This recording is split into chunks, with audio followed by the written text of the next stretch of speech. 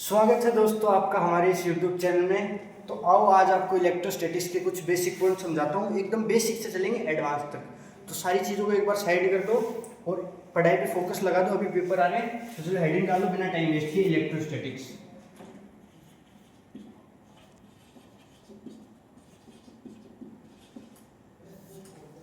Electrostatics क्या होती है?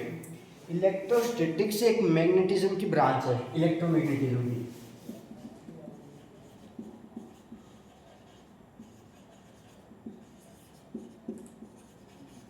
ये जो इलेक्ट्रोमैग्नेटिज्म है ये अपने आप में एक बहुत बड़ा टॉपिक है। इसके अंदर ब्रांच आती है इलेक्ट्रोस्टैटिक्स और इलेक्ट्रोडायनेमिक्स।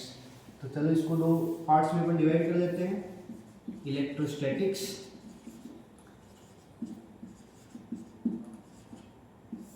और दूसरा पार्ट आ जाता है अपने पास इलेक्ट्रोडायनेमिक्स। अब इतनी तो इंग्लिश आप लोगों को आती होगी इलेक्ट्रोस्टैटिक्स और इलेक्ट्रोडायनेमिक्स से, तो मेरे को समझाने की जरूरत नहीं होगी। इलेक्ट्रोस्टैटिक्स मतलब इलेक्ट्रो का मतलब क्या होगा, इलेक्ट्रॉन या फिर चार्ज कह लो। स्टैटिक्स मतलब स्टैटिक मतलब रुका हुआ, मतलब कोई भी जो चार्ज है वो अपनी एक फिक्स्ड लोकेशन पे है, रुका हुआ है। और इलेक्ट्रोडायनेमिक्स नाम से ही अपन को समझ में आ रहा है, इलेक्ट्रो मतलब इलेक्ट्रॉन, डायनेमिक्स मतलब जो फ्लो हो रहा है, मतलब इलेक्ट्रॉन मोशन में। तो चलो नाम से अपन इसमें क्या आइडिया लगा सकते हैं। पहले आ जाता है इलेक्ट्रोस्टैटिक्स, मतलब चार्ज क्या है, स्टैटिक है, रुका हुआ है, चार्ज स्टॉप हुआ है। दूसरा आता है अपने पास इलेक्ट्रोडायनेमिक्स, मतलब कि चार्ज फ्लो कर रहा है। ठीक है, तो अब आप पूछोगे चार्ज क्या होता है, तो चलो अगली हेडिंग डालो चार्ज। चार्ज क्या है? चार्ज है इंट्रिंसिक प्रॉपर्टी ऑफ मैटर।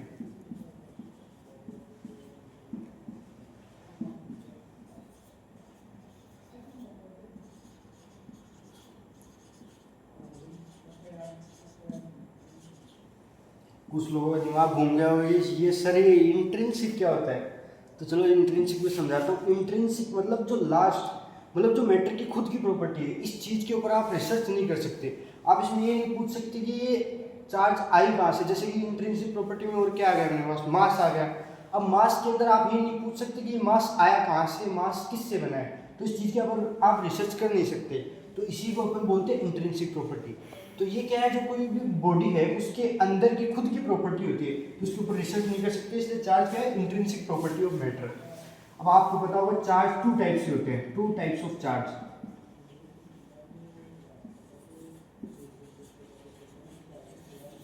अब ये तो बताने की जरूरत नहीं होगी, आपको 9th 10th में पढ़ाया जाता है टू टाइप्स ऑफ चार्ज, एक पॉजिटिव चार्ज और दूसरा नेगेटिव चार्ज। ठीक है, पॉजिटिव और दूसरा नेगेटिव।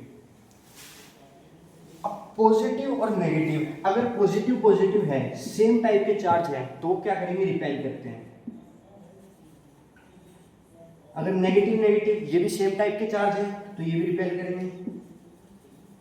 लेकिन अगर यहीं पे अपन अपोजिट कर दें, एक को पॉजिटिव एक को नेगेटिव, या एक को नेगेटिव एक को पॉजिटिव, तो चार्जेस क्या करेंगे, अट्रैक्ट करेंगे। ठीक है, ये सब बेसिक पॉइंट है। तो आज की दोस्तों क्लास आपको मैं बताता हूँ बेसिक, अपन बेसिक से चलेंगे। तो आपको ये ऐसे मत समझना है कि इससे क्वेश्चन नहीं आते, क्वेश्चन आए हुए हैं, इसे जेईई मेंस में भी क्वेश्चन आए हुए हैं, नीट में भी क्वेश्चन आए हुए हैं, सीबीएसई में भी क्वेश्चन आए हैं। टॉपिक को हल्के में मत लेना, लेकिन एक स्पीड पकड़ेंगे अपन, बेसिक से एडवांस तक लेके जाएंगे। ठीक है, फिर आ जाता है अपने पास चार्ज के सिंबल।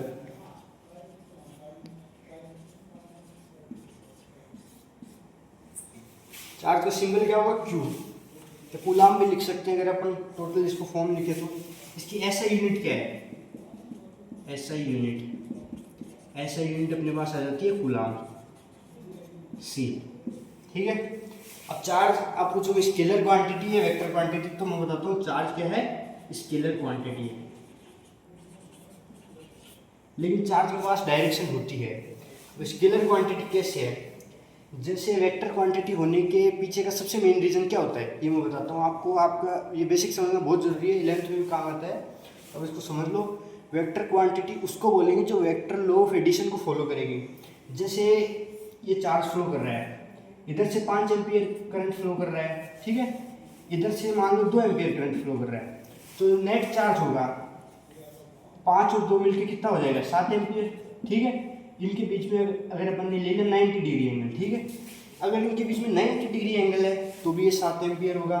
और अगर 5 और 2 के बीच में 30 डिग्री एंगल है मान लो इधर से 5 एम्पीयर करंट फ्लो कर रहा है, इधर से 2 एम्पीयर करंट फ्लो कर रहा है, और दोनों के बीच का एंगल कितना है 30 डिग्री, तो भी नेट चार्ज 7 एम्पीयर होगा। मतलब कि ये वेक्टर क्वांटिटी नहीं है। अगर ये वेक्टर क्वांटिटी होती तो ये जो अपने एंगल दिखाया गया है इस एंगल पे इसका नेट डिपेंड करता, लेकिन इसका अगर नेट डिपेंड नहीं कर रहा है इसका मतलब ये स्केलर क्वांटिटी है। और एक और मेन चीज़ ये लिखना, ये आगे भी आपको काम आएगी, जैसे न्यूक्लियर फिजिक्स वगैरह लास्ट का टॉपिक है ना, उसमें बताया जाएगा कि चार्ज क्या होता है, वो इंडिपेंडेंट होता है स्पीड के। नोट करो, charge is independent of speed. Charge speed के इंडिपेंडेंट है, मतलब कोई चार्ज बॉडी है, अगर आप उसको कितनी भी स्पीड से ले जाओ उससे उसको फर्क नहीं पड़ेगा। उसका चार्ज अगर उसके पास +5 कूलम का चार्ज है तो उसको कितनी भी स्पीड से आप चलाओ उसके पास चार्ज +5 कूलम ही रहेगा, उसकी स्पीड पे डिपेंड नहीं करेगा। लेकिन नहीं, अगर अपन मास की बात करें तो मास स्पीड पे डिपेंड करता है। अगर आप कोई मास है उसको बहुत तेज स्पीड से ले जाओगे तो उसका जो मास है वो बढ़ जाएगा, अगर स्पीड से ले जाओगे तो उसका मास बढ़ जाएगा। वैसे ही इलेक्ट्रॉन, अब अपने जैसी बॉडी है, अपन तो ज़्यादा स्पीड में दौड़ नहीं सकते तो अपना मास इतना वेरी नहीं करता, लेकिन जो इलेक्ट्रॉन है जो लाइट की स्पीड के लगभग बराबर स्पीड में जो ट्रेवल करते हैं तो उनका मास वेरी करता है क्योंकि उसकी स्पीड बहुत ज़्यादा होती है। स्टार्ट। तो चलो नेक्स्ट टॉपिक अपने डालो, conservation of charge.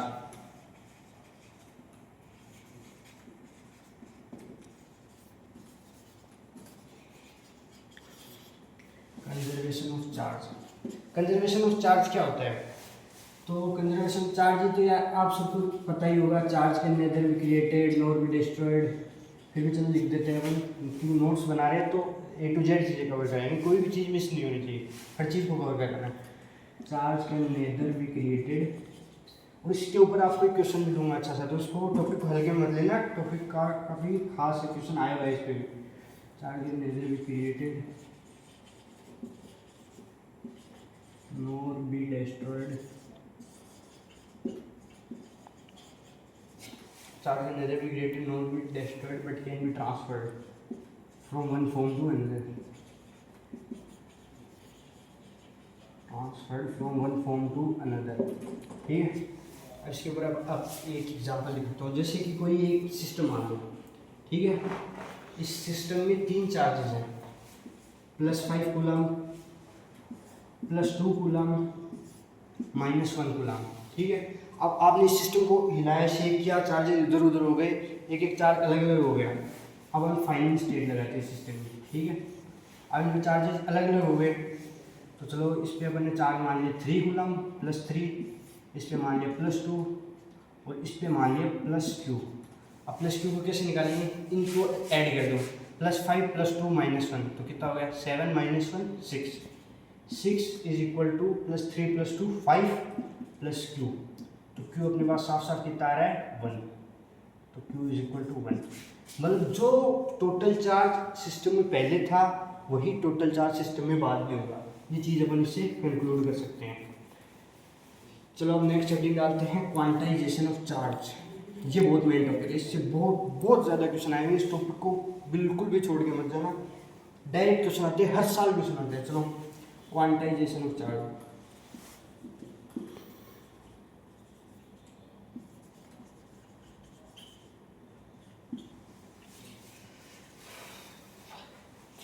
Quantization of charge क्या होता है, smallest charge that can exist, smallest charge that can exist independently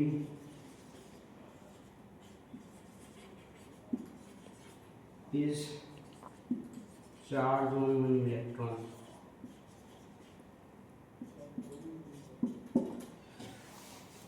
अब आप पूछोगे कि smallest charge on one electron, तो क्या इलेक्ट्रॉन से छोटा चार्ज नहीं होगा नेचर में?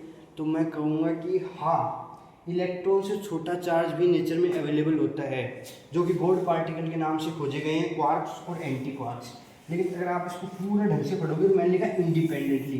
जो क्वार्क्स और एंटी क्वार्क्स होते हैं वो नेचर में प्रेजेंट नहीं होते हैं, लेकिन जो वन इलेक्ट्रॉनिक फंडामेंटल चार्ज है यही अकेला प्रेजेंट हो सकता है नेचर में। जो क्वार्क और एंटी क्वार्क है वो अपन आर्टिफिशियल कंडीशन में बना सकते हैं। तो इस चीज़ को नोट करें, quantisation charge smallest charge can exist charge on an electron. इसी से फॉर्मूला आता है अपने पास Q is equal to plus minus N. तो Q क्या होगा? Q होगा charge on any body, charge on body. N क्या है? इंटीजर। E क्या है? Charge on electron, charge on electron. ये प्लस माइनस आप लगा ही लोगे, अगर किसी बॉडी में पॉजिटिव चार्ज हो तो प्लस आ जाएगा, नेगेटिव चार्ज हो तो माइनस आ जाएगा। चलो इसी पे बेस्ड अपन एक क्वेश्चन कर लेते हैं, ठीक है। तो question number, can a charge of 8 × 10⁻⁻19, चलो क्वेश्चन लिख ही देता हूँ मैं। Can a charge of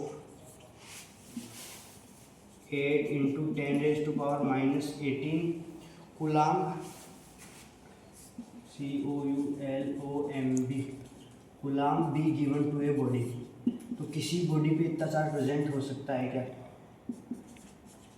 a body, ठीक है। जैसे अपन फॉर्मूले से निकालते हैं, ठीक है। Q is equal to plus minus N.